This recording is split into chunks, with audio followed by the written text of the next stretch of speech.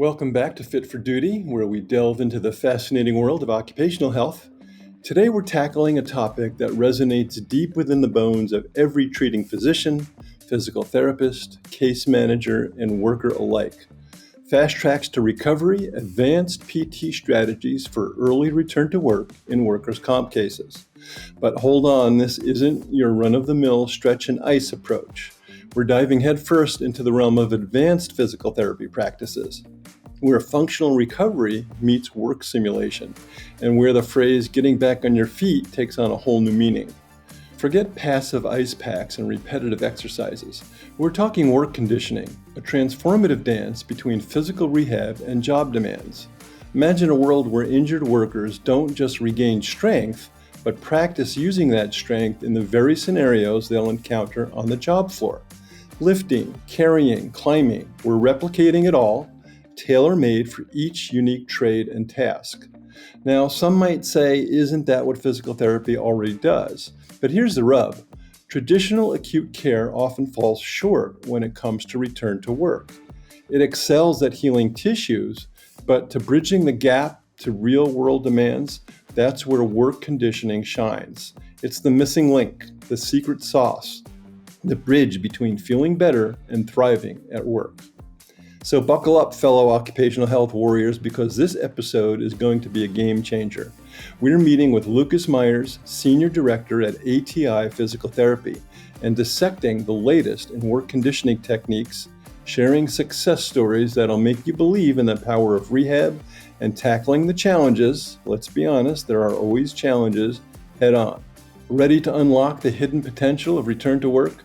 Prepare to be amazed by the power of advanced physical therapy, and let's show the world that Fit for Duty isn't just a slogan, it's a reality. Stay tuned because the revolution in workers' comp return to work starts right now. I'm your host, Dr. Larry Earle, and this is Fit for Duty.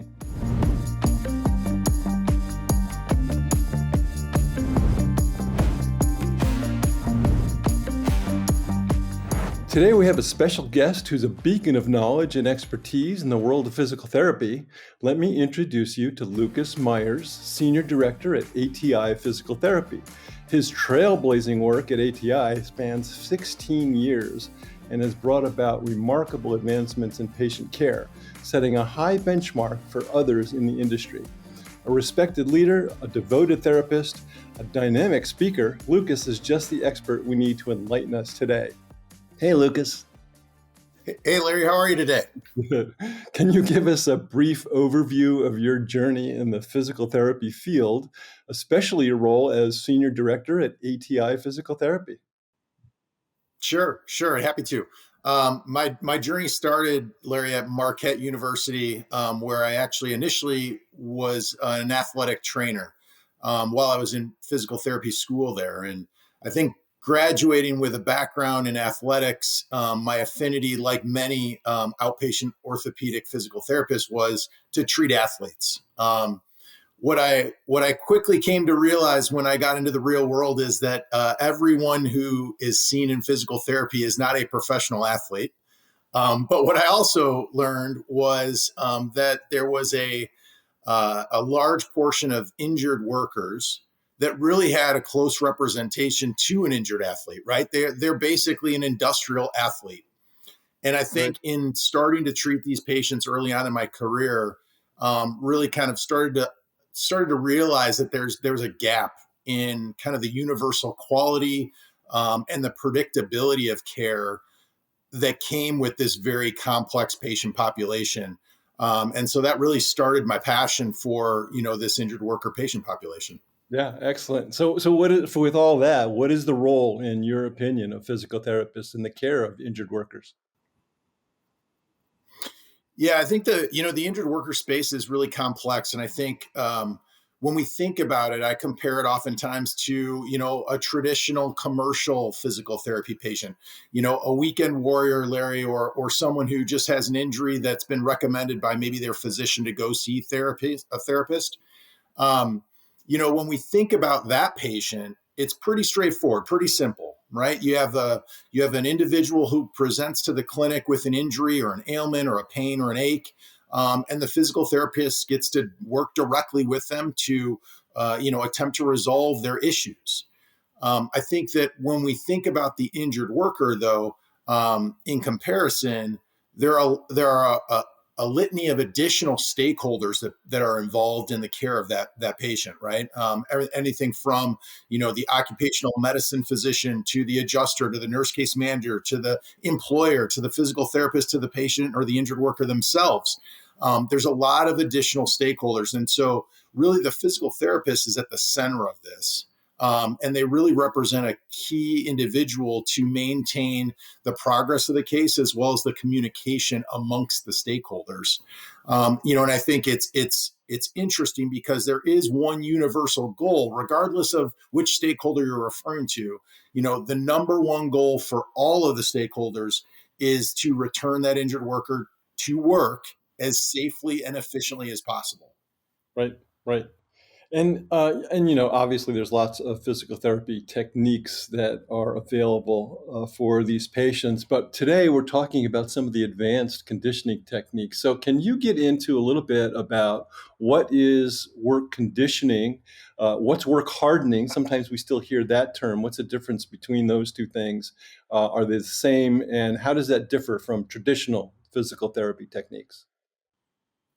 Sure, sure.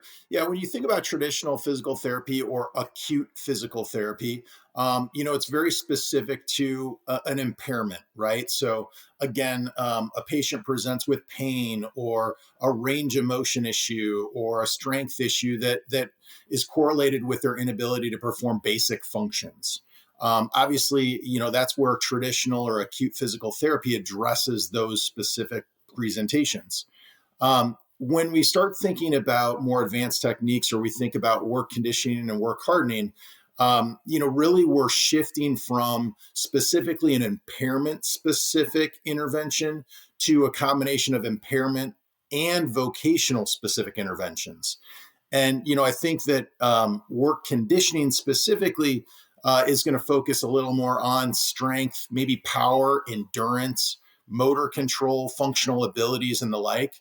But really represents a bridge between kind of acute physical therapy or addressing a specific impairment and the requirements that returning to work would entail. So when we think about going back to work, we try to kind of put the requirements into two different general buckets: material handling, or the actual work that has to be done, the amount of force required to do a particular job. And then that's one bucket. And then the other bucket, which is essential job functions. So what else does that patient have to do or that injured worker have to do? Do they have to climb? Do they have to spend their whole day on their knees?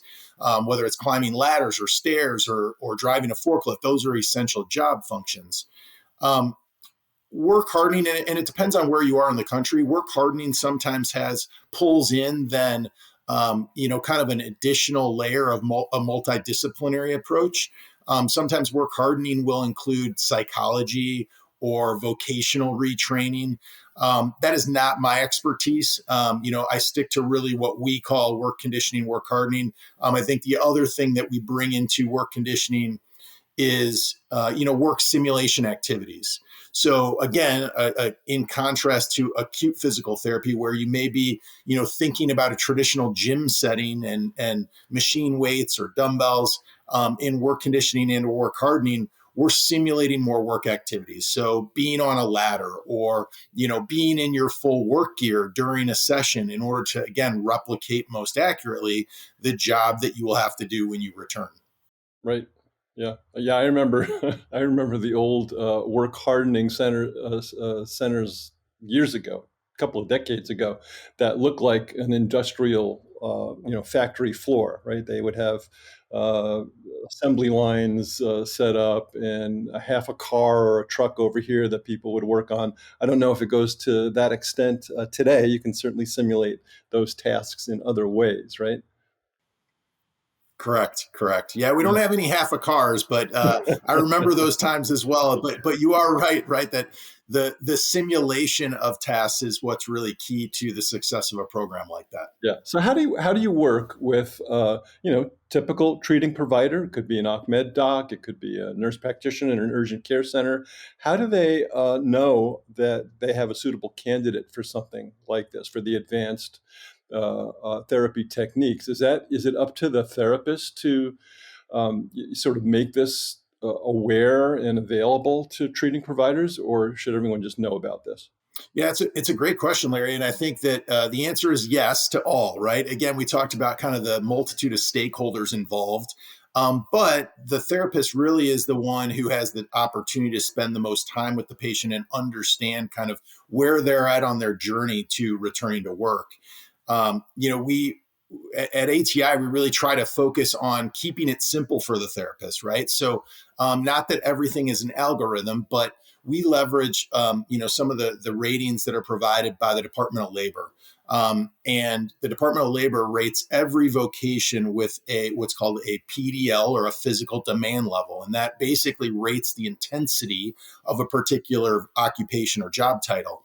And when we think about patients that present to physical therapy that are at a medium physical demand level or heavier, so in other words, they're not doing sedentary desk work, they're actually doing something physical throughout the day, those patients should be considered.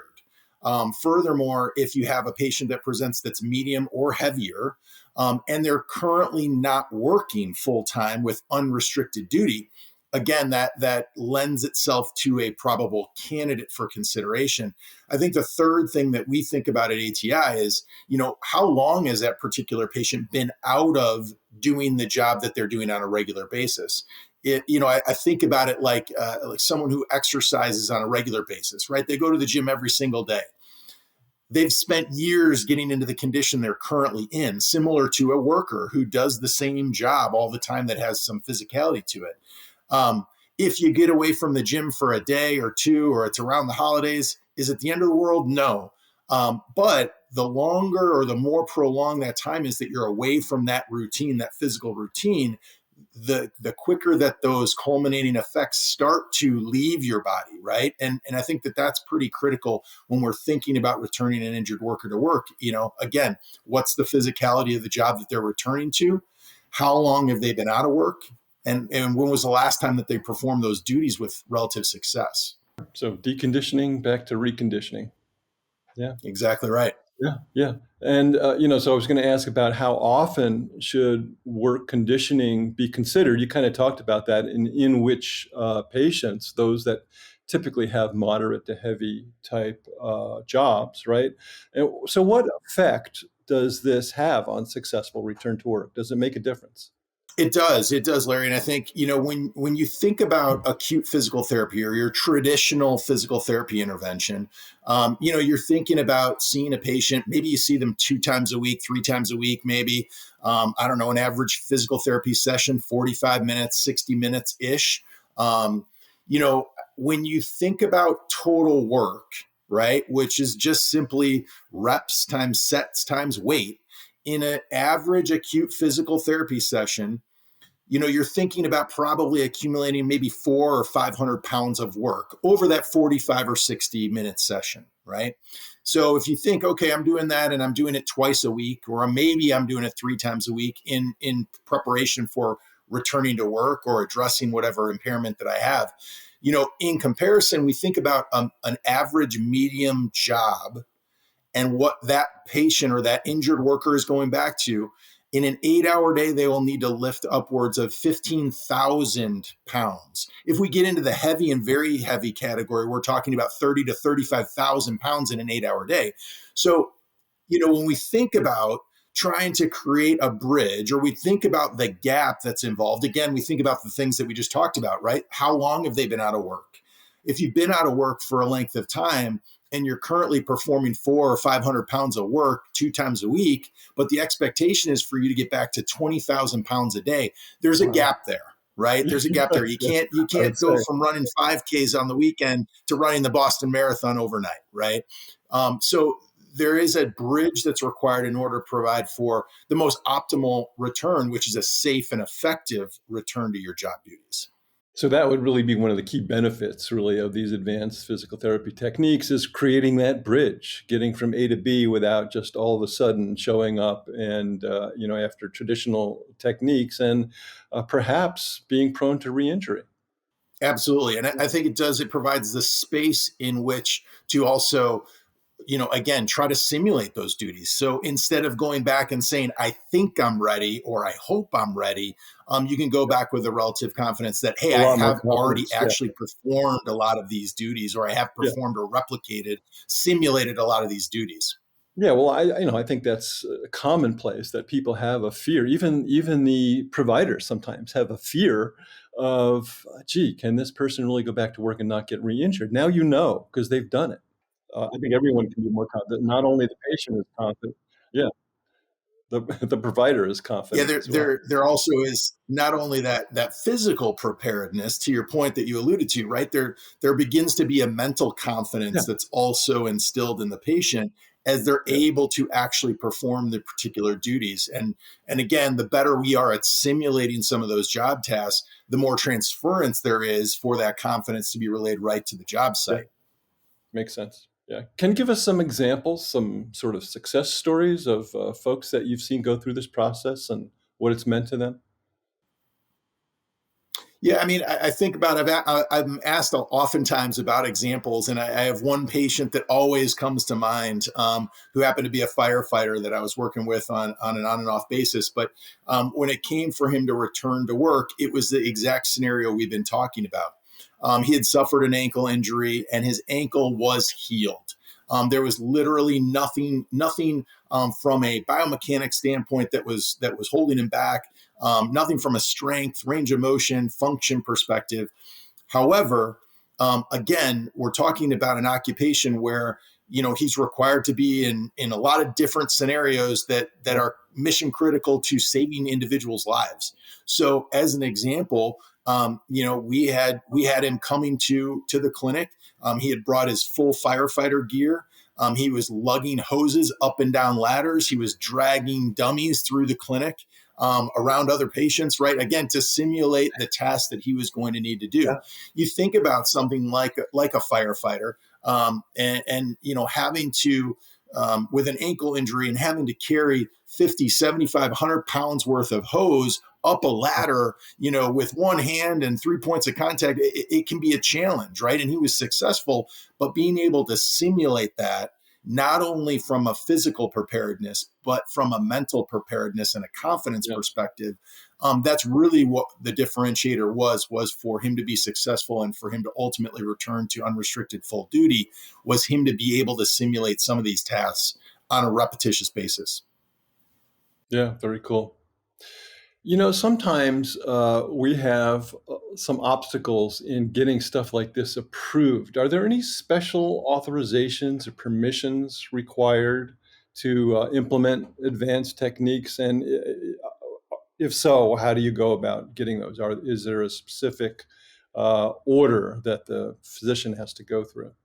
Yeah, good question. Again, going back, when we think about the multitude of stakeholders involved in an injured worker case, communication is of the utmost importance, right?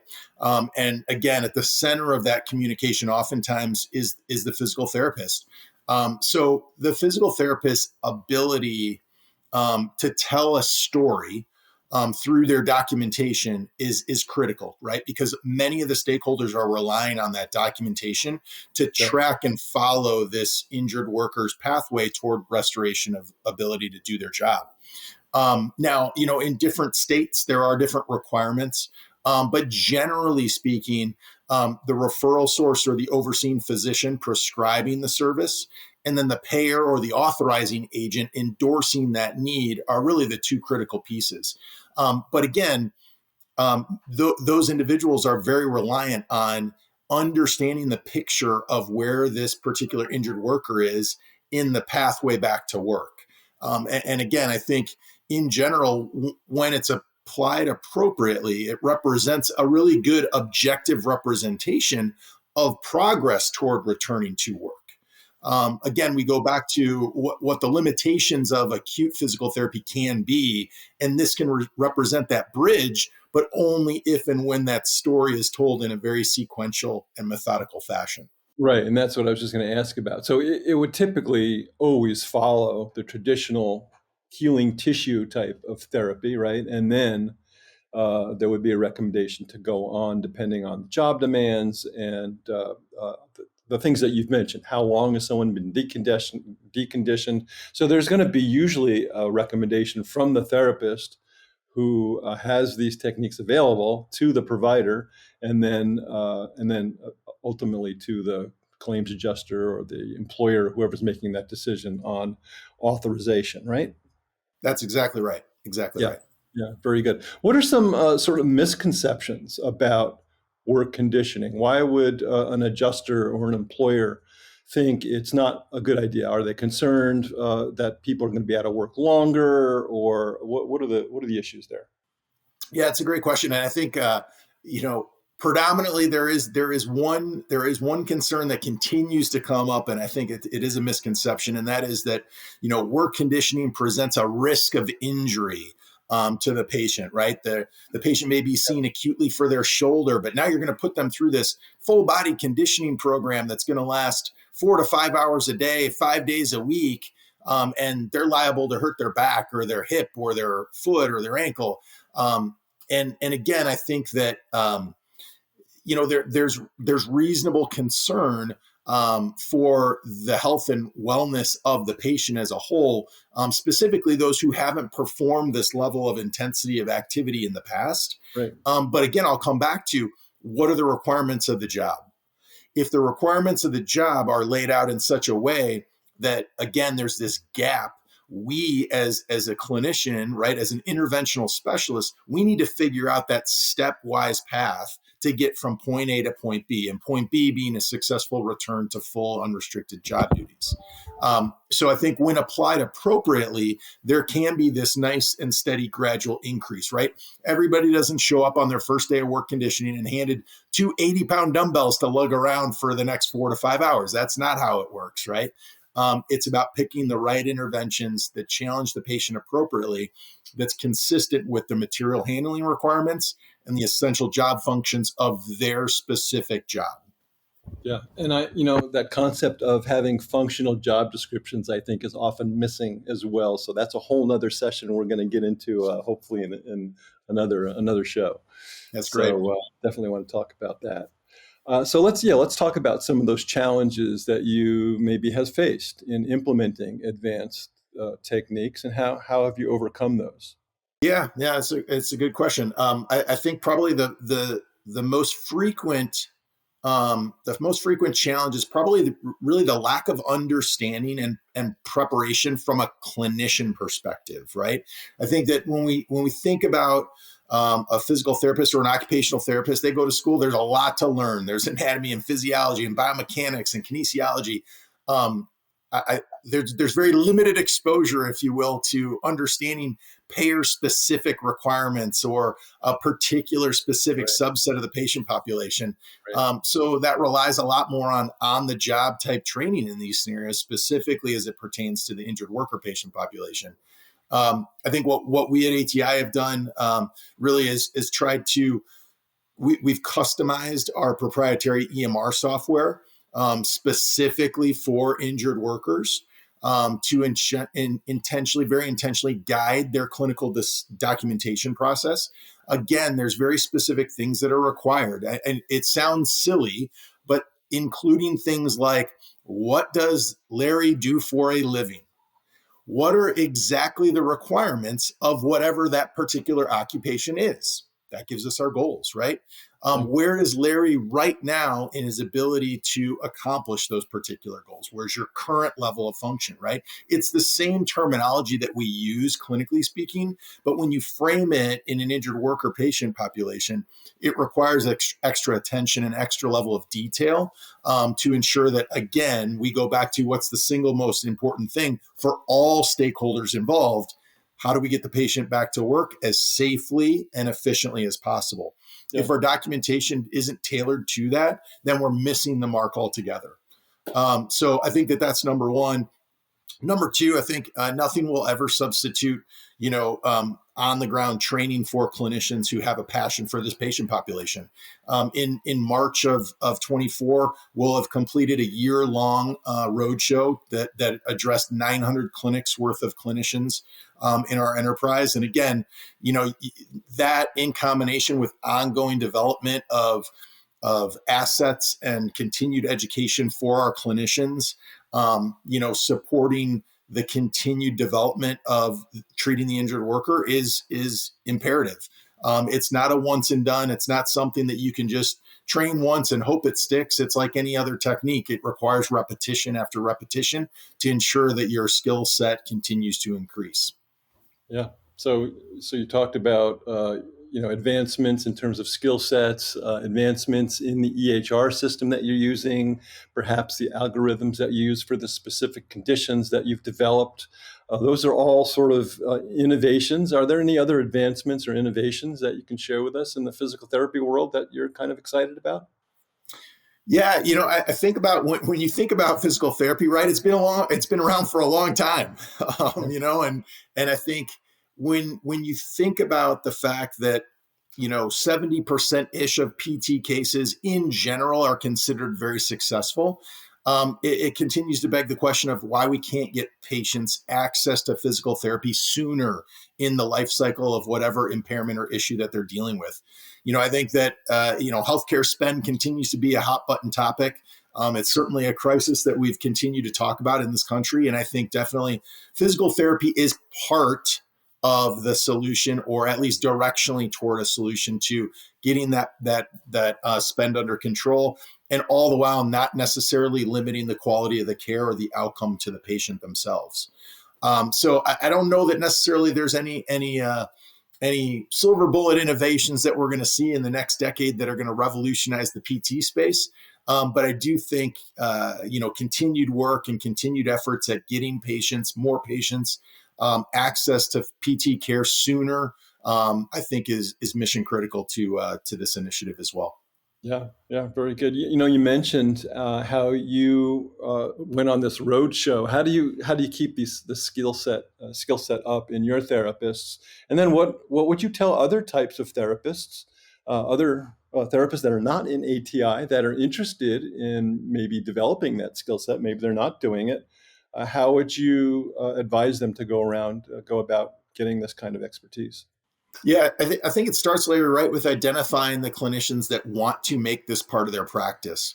Like anything, we're drawn to the things we enjoy. And I think instilling a passion or identifying a passion to treating this injured worker or this industrial athlete really is kind of the first step. I think then, what we've done internally at ATI is supported our clinicians who have identified themselves with, live trainings. We have started, a bank of virtual recording trainings that they can continue to learn at their own pace.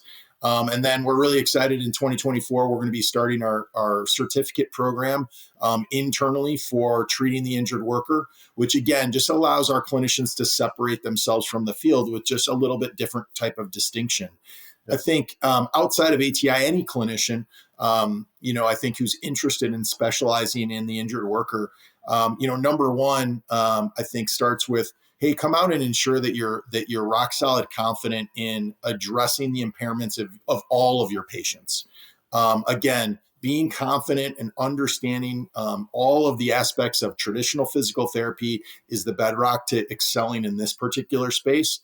So that's step one. I think once you're there, then really finding a mentor, finding somebody who's been, working with the injured worker patient population for a long time, and then asking a lot of questions, right? Being willing to be a lifelong learner. I learn things every day from our field clinicians. And I think I'm continued to be amazed by the amount of information that I continue to learn on a daily basis, despite working with this patient population for over 2 decades. Yeah, I think that, and then of course, there's lots of opportunities out there. From the point of the U.S. Department of Labor and Statistics has lots of great information. There's groups like the WCRI or the Work Comp Research Institute that's constantly pushing out great information about what's relevant right now. And I think continuing to stay relevant is really key, right? This is not a type of patient population that, that's stagnant, that you can learn today and it'll apply 10 or 20 years from now. The ecosystem is continuing to evolve. And I think our ability to continue to evolve with it, again, with an insurance that we're still of the mindset, we're working on the same goal. How do we safely and efficiently get that patient, that injured worker back to work? That remains kind of the cornerstone. Of course. Yeah, of course. So lastly then, Lucas, what is the future of physical therapy for work comp, and specifically with regards to advanced techniques and work comp? Where are we going?